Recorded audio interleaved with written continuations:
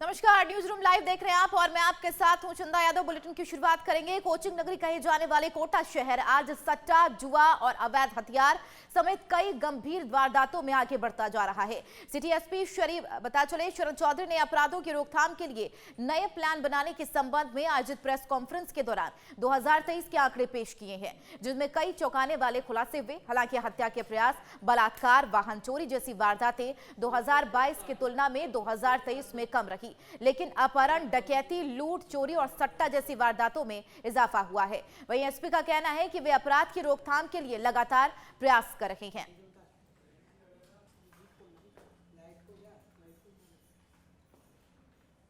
उन्होंने 2 एसआईटी गठित करी है राजस्थान सरकार ने। एक तो नकल विरोधी जो एसआईटी गठित हुई है और एक गैंगस्टर्स के खिलाफ कार्रवाई के लिए। एक जो नकल विरोधी, आपको पता हमारे एडीजी वीके सिंह हैं, वो उसके मुखिया हैं, और एंटी गैंगस्टर्स के जो मुखिया हैं वो दिनेश एमएन एडीजी साहब हैं। अभी 5-7 दिन पहले आपने देखा होगा, 10 दिन पहले एंटी गैंगस्टर्स की पहली कार्रवाई कोटा शहर पुलिस के सहयोग से हुई। 25,000 का इनामी पकड़ा था। दूसरा एक और हमने पकड़ा, वो हमने जो एंटी गैंगस्टर की टीम जयपुर की थी, उसने हमारी मदद करी। निवासी वो कोटा का था, जो 10,000 का इनामी था। तो निश्चित रूप से वो जो अभी तक जिला पुलिस अपने स्तर पे जो पकड़ धकड़ करती थी, अब एक सामूहिक प्रयास हो गया, और उन सामूहिक प्रयासों के चलते हुए उसमें मुझे लगता है कि काफ़ी सारे जो भी गैंगस्टर्स हैं, जो अगर जिला पुलिस और जिला को छोड़ दिया, उसने किसी अन्य ज़िले में रह रहा है, कहीं बाहर रह रहा है, तो मेरे ख्याल से कोटा शहर पुलिस और पूरी राजस्थान पुलिस ज़्यादा पैनी मार करेगी इन गैंगस्टर्स को पकड़ने में। चलिए बढ़ेंगे आगे। भरतपुर के भुसावर उपखंड के 24 ग्राम पंचायत मुख्यालयों पर ग्राम पंचायत आयोजित की गई है, जिसमें ग्राम पंचायत स्तरीय जन सुनवाई हुई है, जिसमें एसडीएम सहित विभिन्न विभागों के अधिकारियों ने ग्रामीणों की समस्याओं को सुना। इस दौरान लोगों की समस्याओं का निपटारा भी किया गया, जिसमें 52 परिवारों में से 43 परिवारों का निस्तारण किया गया और बाकी 9 मामलों के निस्तारण करने के एसडीएम को निर्देश भी दिए गए।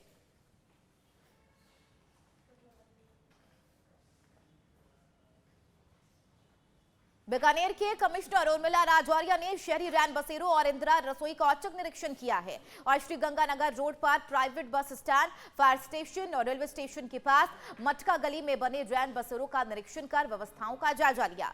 संभागीय आयुक्त ने निर्देश दिए कि रैन बसेरों के बाहर रैन बसेरे का बड़ा बोर्ड लगाया जाए, ताकि जरूरतमंद और आमजन भी इसका उपयोग कर सके। साथ ही रैन बसेरे में रिकॉर्ड अच्छे से मेंटेन करने वाले संभागीय आयुक्त की हौसला अफजाई की गई। नवतेज टीवी के ब्यूरो चीफ के सिंह ने बीकानेर के संभागीय आयुक्त उर्मिला राजौरी से इस बारे में खास बातचीत की।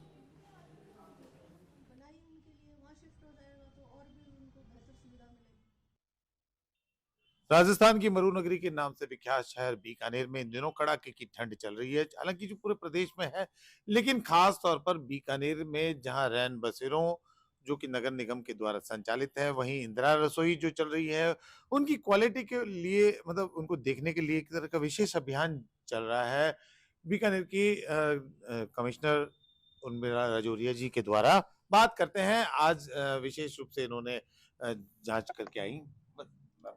देखिए, जैसे कि प्रदेश में इस समय बहुत ही भीषण सर्दी है, मौसम में अचानक इतना तापमान में गिरावट आई है। आज तो जैसा बताया कि बीकानेर का 6 ही आ गया है तापमान। तो इस समय मैंने यह देखा कि यहाँ पे ऐसे जो यात्रीगण हैं, राहगीर हैं या रहने वाले यहाँ के स्थायी तौर से, जिनका कोई आवास की उचित व्यवस्था नहीं है, जो आम तौर पे फुटपाथ पे या कहीं पे भी अपना व्यवस्था करके रात में सो जाते हैं। तो ऐसे लोगों को सर्दी की दृष्टि से निगम प्रशासन की तरफ से क्या व्यवस्थाएं, इसको देखने के लिए मैंने आज नगर निगम द्वारा संचालित 4 रैन बसेरों का कमिश्नर नगर निगम के साथ में निरीक्षण किया।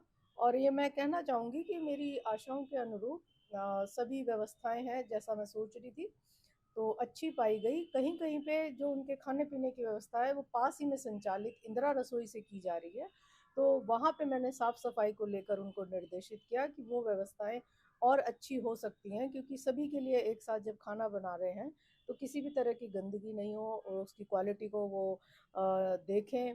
और जो इंदिरा रसोई में खाना दिया जा रहा है उसमें भी मैंने जानकारी की, तो वहाँ पे उनको जो निर्धारित दर है उसी पे खाना उपलब्ध कराया जा रहा है। और सभी उसका लाभ ले रहे हैं। इसी तरह से रैन बसेरों में भी उनके अच्छे कंडीशन में बेड थे, कंबल उनको दिए गए थे, और कुछ तो रहने वाले वहाँ ऐसे हैं जो कि लगातार काफ़ी समय से वहीं पे रह रहे हैं, उनके लिए लॉकर की भी व्यवस्था है। और कुछ इस तरह का, जैसा कि हम जानते हैं, जिनका कोई घर परिवार नहीं है वो यहीं पे रह रहे हैं, काफ़ी समय से रह रहे हैं, आमतौर पे फुटपाथ वगैरह पे भी सो जाते हैं, या कोई किसी छोटी मोटी अपनी मजदूरी कर लेते हैं। कुछ सड़क वगैरह पे भी उनको जो इस तरह का दान आदि मिल जाता है उससे अपना निर्वहन कर रहे हैं। तो ऐसे लोगों को भी अगर आवश्यकता होती है तो वो इन रैन बसेरों में रात में अपना रात्रि विश्राम करते हैं, और उनका बाकायदा इंदराज किया जा रहा है। सभी जगह पंजिकाएं संधारित की जा रही थी। मैंने ये जानकारी भी ली कि कितने लोग प्रतिदिन इन रैन बसेरों में रह रहे हैं, और एक दो जो वहाँ पे मुझे रहते हुए पाए गए नागरिकगण, उनसे मैंने बात भी की।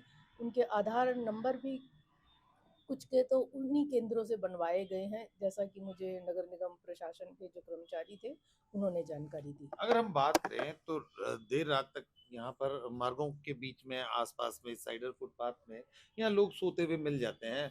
चाहे बेगस लोग होंगे या इस तरह के लोग होंगे, उन लोगों के लिए भी विशेष अभियान चला के उनको रैन बसेरे भेजने का कुछ देखिए, प्रावधान किया आप उन लोगों ने? उन उन सबको जानकारी दी जाती है और उन सबको कहा भी जाता है। मैं यही कहना चाह रही थी कि निगम प्रशासन की टीम है, उनको कहा जाता है और उनको बताया जाता है कि आपके पास ही में ये रैन बसेरा है, आप फुटपाथ की बजाय, या कड़क सर्दी में कोई बीमार हो जाए या कोई इस तरह की अप्रिय घटना ना हो, तो उन सबको कहा जाता है और रैन बसेरों में उनको लाया भी जाता है।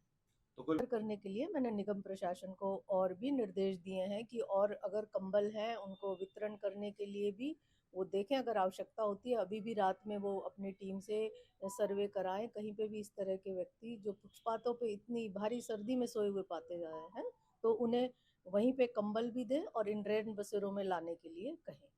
तो देखिए, निश्चित रूप से बीकानेर में खासतौर पर अगर नगर निगम की बात करें और बीकानेर की कमिश्नर की बात करें उर्मिला राजौरिया जी की, जो कि बराबर पूरी तरह से चाक चौबंद है और आम जन को एक तरह से ठंड से बचाने का प्रयास कर रही हैं। खास तौर पर एक औचक निरीक्षण भी आज किया गया। रैन बसेरों में तमाम तरह की व्यवस्थाएं जहां माकूल पाई गई, वहीं अब रात में नगर निगम की टीम को ताकीद किया गया है कि वे रात में घूमें और जहां भी फुटपाथ के आसपास जो लोग सो रहे हैं या रेस्ट कर रहे हैं, उन्हें वहां से हटा के रैन बसेरों में शिफ्ट किया जाए, ताकि उन्हें पूरी तरह से सर्द हवाओं से और सर्दी से बचाव हो सके। केके सिंह, बीकानेर।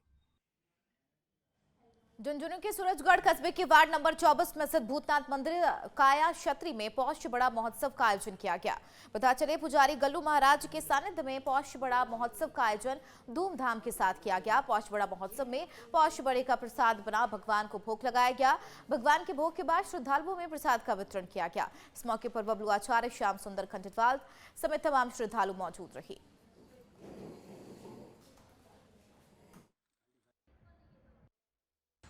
भूतनाथ काया मंदिर में आज गल्लू महाराज के सानिध्य के अंदर पौष बड़े महोत्सव का आयोजन रखा गया, जिसमें काफ़ी श्रद्धालुओं ने और पौष बड़े का आनंद लिया। उधर अलवर में सदर थाना क्षेत्र के अंतर्गत अज्ञात वाहन ने एक बुजुर्ग को टक्कर मार दी, जिससे बुजुर्ग की मौके पर ही मौत हो गई। मृतक के बेटे के मुताबिक उसका पिता शाम को दुकान बंद करके लौट रहे थे और इस दौरान अज्ञात वाहन ने टक्कर मार दी, जिससे उनकी मौके पर मौत हो गई। परिजन की सहमति पर पुलिस ने शव को पोस्टमार्टम के लिए भेज दिया है और मामले की आगे की कार्रवाई में जुट गई है।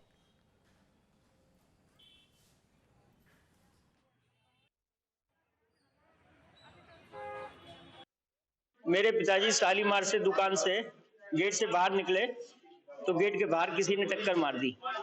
मेरी दुकान शालीमार में डिपार्टमेंटल शॉप है, परचूनी की दुकान से घर जा रहे थे और मैं यहाँ रहता हूँ दूध मिष्ठान भंडार के सामने प्रताप नगर में। मेरे पिताजी को कोई गाड़ी वाला टक्कर मार गया। पिताजी का नाम है श्री कृष्ण शर्मा, सन ऑफ श्री ब्रजमोहन लाल शर्मा। हम निवासी अलवर के हैं। पिताजी की लगभग 75-76 साल उम्र है।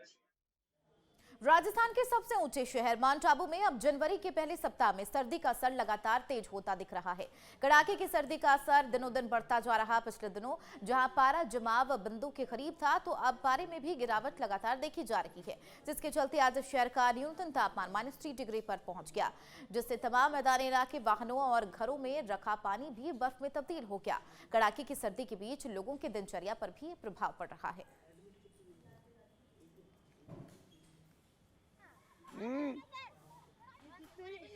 माउंट आबू बर्फ जनता है। उधर कटुमर के खेडली रोड स्थित भारत पेट्रोलियम के पंप के सामने रात में एक किराना की दुकान में शॉर्ट सर्किट की वजह से आग लग गई, जिसके चलते फ्रिज, वॉशिंग मशीन सहित लाखों रुपए का किराने का सामान जलकर राख हो गया। जानकारी के मुताबिक दुकान मालिक रात में सो रहा था। इस दौरान उसे दुकान में बाहर धुआं निकलता नजर आया, जिसके बाद दुकान मालिक ने आग बुझाने की काफी कोशिश की। हालांकि तब तक दुकान का सामान जल चुका था।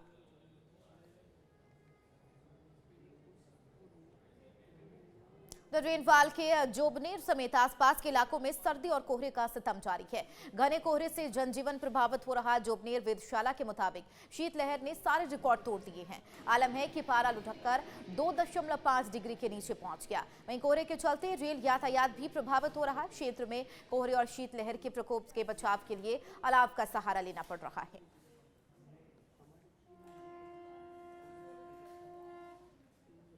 उधर बारा के नाहरगढ़ क्षेत्र के मोतेपुरा गांव में सार्वजनिक निर्माण विभाग की ओर से पुलिया की मरम्मत और निर्माण का कार्य कराया जा रहा है, लेकिन इस निर्माण गतिविधि पर ग्रामीणों ने लापरवाही बरतने का आरोप लगाया है।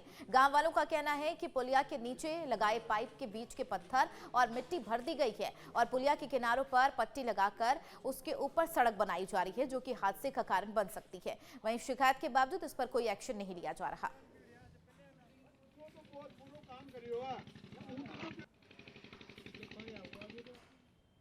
खबर श्रीकरणपुर विधानसभा क्षेत्र में आज चुनाव है, जिसके लिए सुबह 7 बजे से शाम 6 बजे तक मतदान जारी रहेगा, जिसके लिए 249 मतदान केंद्र पर शांतिपूर्ण मतदान चल रहा है।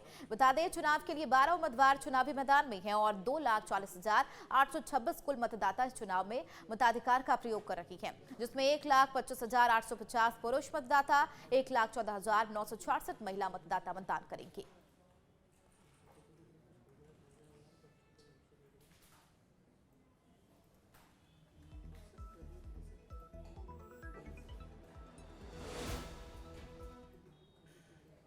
उधर अलवर शहर के ट्रांसपोर्ट नगर में 8 से 10 लोगों ने मिलकर एक युवक के साथ मारपीट की और लूट की वारदात को अंजाम दिया। पीड़ित ने बताया कि आरोपी ने उसके स्कूटी को टक्कर मार दी और विरोध करने पर गाली गलौज करने लगे और अपने लोगों को बुलाकर 8 से 10 युवकों ने मिलकर लाठी डंडों से हमला कर दिया और 18,000 से ज्यादा रुपए लेकर फरार हो गए। पीड़ित के परिजनों ने बताया कि युवक को घायल अवस्था में प्राइवेट हॉस्पिटल में भर्ती कराया गया, जहां उसका इलाज चल रहा है।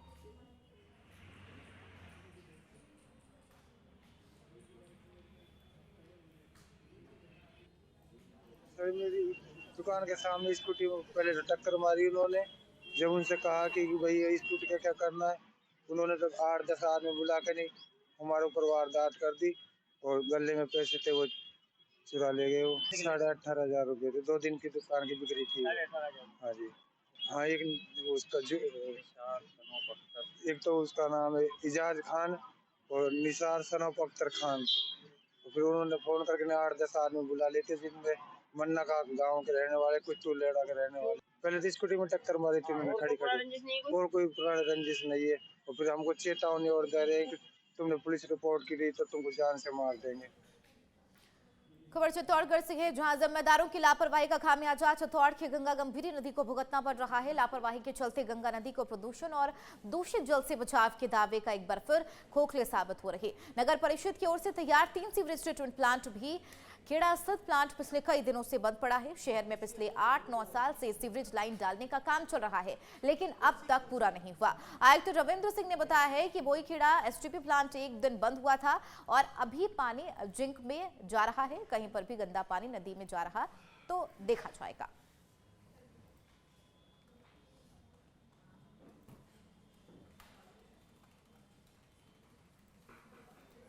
बोईखेड़ा में है और दूसरा ये अभिमन्यु पार्क। एक दिन उस ट्रीटमेंट प्लांट का बंद होने का कोई पेमेंट को लेके उस कॉन्ट्रैक्टर ने बताया कि उसका कोई बिल भुगतान से पेंडिंग था, तो इसलिए एक दिन बंद कर दिया था, आज उसको चालू करवा दिया गया है दोबारा एक बार फिर आज एक्शन साहब से चेक करवा लेंगे, कोई ऐसा इश्यू होगा तो। एक दिन बंद हुआ, उससे कोई बहुत ज़्यादा फैलाव की स्थिति पानी की ऐसी हुई नहीं। वो हम जिनको पानी सप्लाई जा रहा है वो एक दिन डिले हो गए सप्लाई हो जाएगा, फिर भी कोई ऐसी कोई दिक्कत होगी तो उसको ठीक करवा देंगे। हमने नगर परिषद को अवगत कराया कि यहाँ पे जो डेर जारी नाला उसमें पानी छोड़ा जा रहा था, तो उसका भी हमने विरोध किया है। और कुछ अभी यहाँ जो स्टाफ जो काम कर रहा था उनका 6 महीने से सैलरी रुकी हुई है, तो उनकी वजह से पानी रोक रखा है, अभी बंद पड़ा है प्लांट। अभी 2 प्लांट है, एक तो ये छोटा प्लांट इधर है, यहाँ से वहाँ पानी बड़े प्लांट में जाता है संगम महादेव की तरफ। हाँ, दोनों बंद है। लगभग 26 लाख ऐसा कुछ बता रहे हैं, इनका बकाया होने के कारण ये सब स्टाफ काम नहीं कर पा रहे। और हमारे ग्रामवासियों को भी इससे नाले में पानी छोड़ने से काफ़ी समस्या हो रही है। ज़मीन के सारे वाटर लेवल जो कुएँ थे वो सब पानी खराब हो गया और पीने लायक पानी नहीं बचा है। राजस्थान के राज्यसभा सांसद नीरज डांगी का जन्मदिन धूमधाम के साथ मनाया गया। युवा कांग्रेस एवं युवा कांग्रेस कमेटी ओबीसी विभाग के तत्वाधान में कार्यक्रम का आयोजन किया गया। कार्यक्रम में कांग्रेस ओबीसी विभाग जिलाध्यक्ष नगरपालिका पार्षद भवनीश बारोट, कांग्रेस प्रदेश सचिव अजय बंजारा, कांग्रेस ओबीसी विभाग नगर अध्यक्ष डॉक्टर शेर मोहम्मद आदि शामिल रहे। इस अवसर पर गरीब जरूरतमंदों को कंबल बांटे गए और पशुओं को चारा खिलाया गया। जिलाध्यक्ष भवनीश बारोट ने कहा है कि हर वर्ष की तरह इस वर्ष भी राज्यसभा सांसद नीरज डांगी की प्रेरणा जरूरतमंद लोगों को कंबल वितरित किए गए हैं। आज हमारे दिल के करीब परम आदरणीय राज्यसभा सांसद श्रीमान नीरज डांगी जी के जन्मदिन के उपलक्ष्य में हमने एक नेक कार्य करने का हमारे मन में विचार आया, जिसे देखते हुए इस सर्द मौसम में कुछ बेसहारा लोगों को ओढ़ने के, ठंड ढकने के लिए कंबल नहीं है। हमारी टीम ने राज्यसभा सांसद नीरज डांगी जी के जन्मदिन के उपलक्ष्य में और आगे कंबल वितरित करने का कार्यक्रम आबरोड शहर में रखा है। हरियाणा के फतेहाबाद में पटवारियों का धरना दूसरे दिन भी जारी रहा। पटवारी लघु सचिवालय के बाहर धरने पर बैठकर सरकार के खिलाफ जमकर नारेबाजी कर रही है। वहीं इस दौरान पटवारियों ने सरकार पर वादा खिलाफी का आरोप लगाते हुए कहा कि अगर उनकी मांगें पूरी नहीं हुई तो मजबूरन आंदोलन को लंबा करना पड़ेगा। द रेवेन्यू पटवार कानूनगो एसोसिएशन हरियाणा के प्रधान जयवीर चहल ने कहा कि सरकार एक तरफ उन पर काम का बोझ लगातार बढ़ा रही है, वहीं पटवारियों की संख्या लगातार घट रही है। पटवारियों के हड़ताल के कारण राजस्व से जुड़े सभी काम ठप हो गए।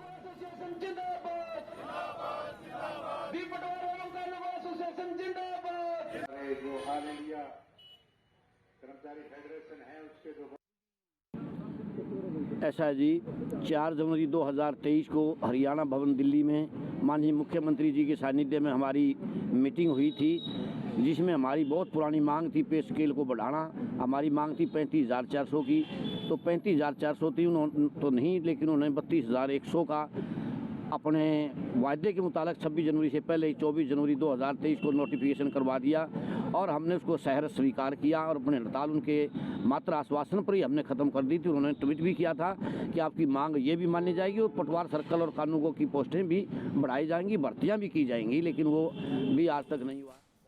उधर पंजाब के संगरूर में एडवोकेट अमृत राजदीप सिंह चड्ढा को बीजेपी का जिलाध्यक्ष बनाया गया है, जिसके बाद बीजेपी नेताओं ने अग्रसेन चौक पर एडवोकेट अमृत राजदीप सिंह चड्ढा का सम्मान किया और इस मौके पर भाजपा पंजाब सचिव मैडम दामन सिंध भाजपा विशेष तौर पर उन्हें सम्मानित करने पहुंचे। इस मौके पर एडवोकेट अमृत राजदीप सिंह चड्ढा ने पार्टी हाईकमान और अरविंद खन्ना का धन्यवाद किया और कहा कि वो पूरी टीम के साथ लेकर भाजपा को मजबूत करेंगे और पूरी टीम को एक मुट्ठी में लेकर चलेंगे। उन्होंने कहा इस बार बीजेपी लोकसभा चुनाव में 400 से ज्यादा सीटें जीतेंगी और नरेंद्र मोदी तीसरी बार देश के प्रधानमंत्री बनेंगे।